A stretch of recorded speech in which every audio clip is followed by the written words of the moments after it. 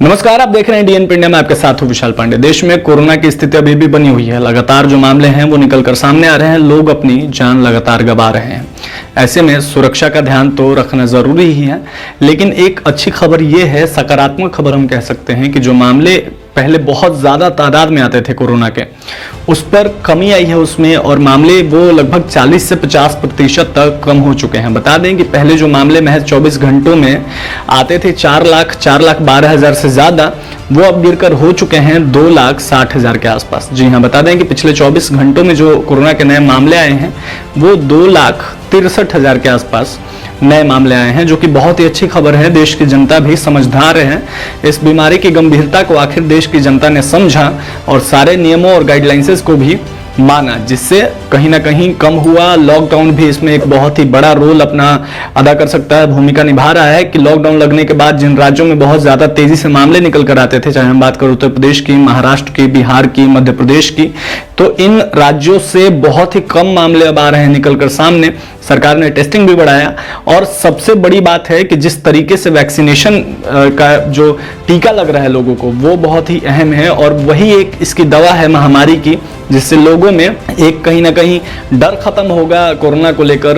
अगर वैक्सीनेशन आप प्रक्रिया पूरा करवा लेते हैं, दोनों डोज ले लेते हैं, तो जो है आपका इम्यूनिटी सिस्टम भी मजबूत हो जाएगा और कोरोना से आपकी मौत तो नहीं होगी, क्योंकि आपका जो इम्यूनिटी पावर मजबूत हो जाएगा, और कोरोना से लड़ने की वही एक दवा है वैक्सीनेशन। जी, आपको बता दें कि केसेस तो हालांकि कम हुए हैं देश में, लेकिन चिंता करने वाली बात यह है कि मौतों का जो आंकड़ा है वो लगातार बढ़ता जा रहा है। जी हाँ, पिछले अगर 24 घंटों में बात करें तो 4300 से ज्यादा, यानी 4300 से ज्यादा मौतें दर्ज की गई है, और मौतों पर तो एक अलग ही बहस भी छिड़ चुका है। जी हाँ, कई मीडिया रिपोर्ट्स की माने तो ये जो मौतें हो रही हैं, ये बस सरकारी आंकड़े में जो दर्ज हैं वो मौतों का हिसाब है, लेकिन उन मौतों का हिसाब कौन देगा, या उन मौतों का क्या जो सरकारी आंकड़ों में दर्ज ही नहीं है। जो गांव में मौतें होती हैं, जो ऐसी मौतें होती हैं जिसमें लोग बताते नहीं हैं कि कोरोना से मौत हुई, कई जगह छिपा भी रहे हैं लोग, हालांकि ये बहुत ही बड़ा अपराध है, छिपाना नहीं चाहिए, लेकिन उन मौतों का क्या जो सरकारी आंकड़ों में दर्ज ही नहीं है, ये चिंता वाली बात है।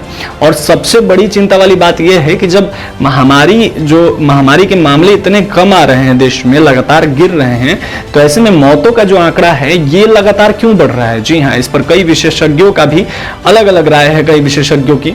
तो हमने भी एक इस पे स्पेशल रिपोर्ट तैयार की है। देखिए आप रिपोर्ट और जानिए कि आखिर क्यों मौतों का जो आंकड़ा है ये लगातार देश में बढ़ रहा है। भारत में कोरोना से जान गंवाने वालों का आंकड़ा बढ़ता क्यों जा रहा है, इस सवाल का जवाब सरकारी आंकड़ों में उलझा हुआ है।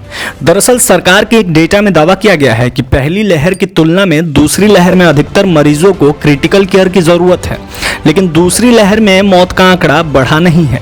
यानी सरकार एक ओर मान रही है कि कोरोना की दूसरी लहर में अधिकतर मरीजों को क्रिटिकल केयर की जरूरत है, लेकिन दूसरी तरफ इससे भी इनकार कर रही है कि दूसरी लहर में मौतों का आंकड़ा बढ़ा है।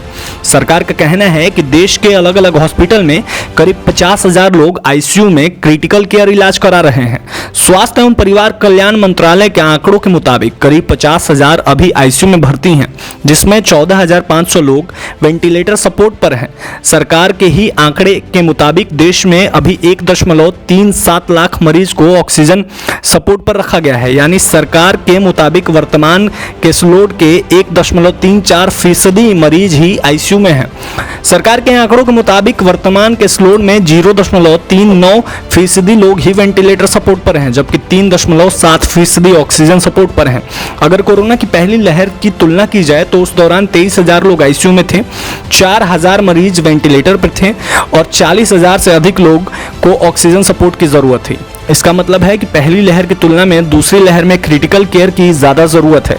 हालांकि सरकार का कहना है कि पहली लहर की तुलना में दूसरी लहर में मौत का आंकड़ा बढ़ा नहीं है। मेदांता हॉस्पिटल के डॉक्टर अरविंद सिंह का कहना है कि दूसरी लहर में ऑक्सीजन, हॉस्पिटल बेड और आईसीयू की कमी से लोग ज्यादा मर रहे हैं। बढ़ते मौत के आंकड़ों पर डॉक्टर यह भी बताते हैं कि अस्पताल में दवाओं की भूमिका बहुत कम होती है, और उनके आसपास पैनिक अनावश्यक होती है। देश में कोरोना वायरस से अब तक 2.5 करोड़ से अधिक लोग संक्रमित हो चुके हैं। वहीं सरकार के आंकड़ों के मुताबिक इससे लगभग अभी तक 2.23% मरीजों को ही आईसीयू में एडमिट कराया गया है। सरकार का दावा है कि 92% लोगों को क्रिटिकल केयर सपोर्ट की जरूरत नहीं पड़ी, वो घर में रहकर सही हो गए।